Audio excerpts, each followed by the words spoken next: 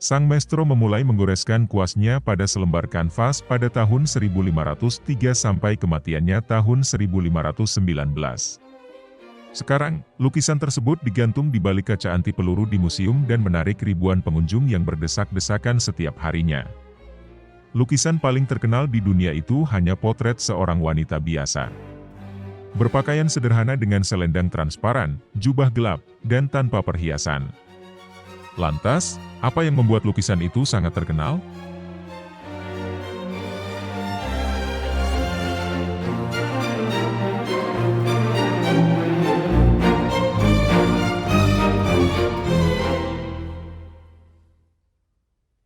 Mona Lisa adalah lukisan yang sangat realistis. Wajah yang lembut menunjukkan keahlian Leonardo dalam menggoreskan kuasnya.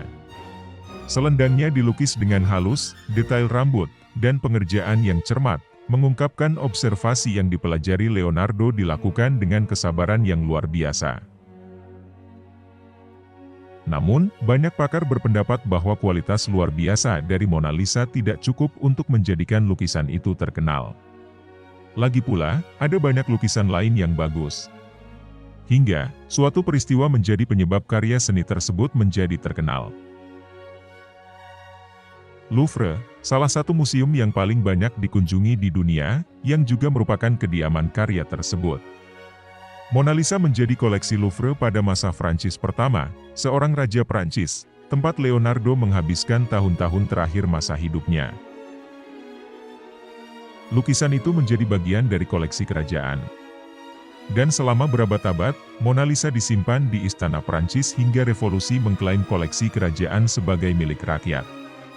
Setelah sempat berada di kamar tidur Napoleon, Mona Lisa dipasang di Museum Louvre pada pergantian abad ke-19. Seiring meningkatnya dukungan terhadap Louvre, pengakuan terhadap lukisan itu pun meningkat.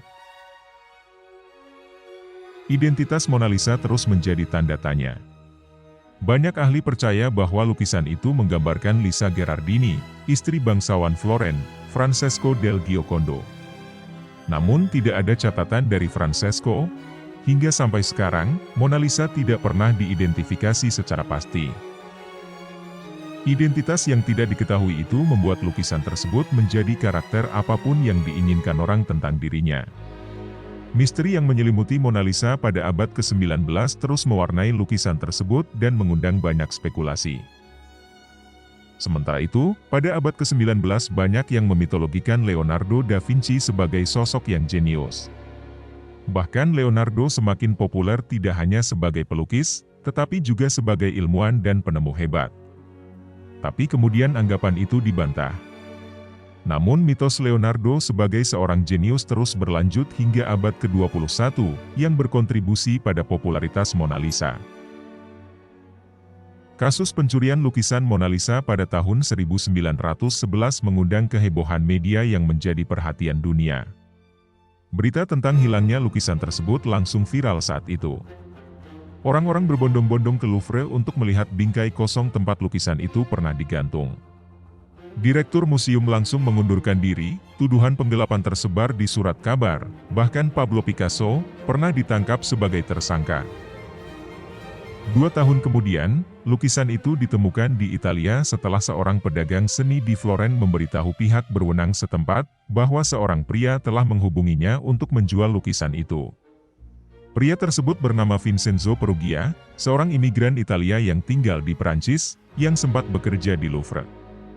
Dia dan 2 rekannya mengambil lukisan itu dari bingkainya dan melarikan diri. Perugia menyembunyikannya sampai tertangkap. Dia tidak dapat menjual lukisan itu karena perhatian media. Kemudian Perugia diadili, dihukum penjara karena dakwaan pencurian. Saat lukisan itu dikembalikan ke Louvre, rakyat Prancis menganggap lukisan tersebut sebagai harta nasional yang ditemukan kembali. Mona Lisa tentu saja semakin terkenal setelah pencurian tersebut. Namun Perang Dunia Pertama lebih menyita banyak perhatian dunia, sehingga Mona Lisa menjadi terlupakan. Hingga berakhirnya perang, pada tahun 1919, seorang seniman Amerika bernama Marcel Duchamp mereproduksi Mona Lisa dalam bentuk kartu pos. Reproduksi tersebut kembali membuat Mona Lisa menjadi perhatian yang menjadikan lukisan itu salah satu lukisan paling terkenal di dunia. Duchamp adalah penentang pemujaan terhadap karya seni, ketika dia menambahkan jenggot dan kumis di wajah Mona Lisa.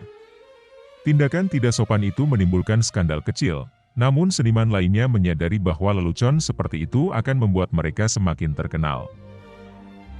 Selama beberapa dekade berikutnya, banyak pelukis lain mengikuti hal serupa. Para seniman mendistorsi, merusak, dan mempermainkan reproduksi Mona Lisa. Selama berpuluh-puluh tahun, seiring kemajuan teknologi, lukisan itu terus-menerus direproduksi, terkadang dimanipulasi, sehingga menjadikan lukisan tersebut semakin terkenal di dunia.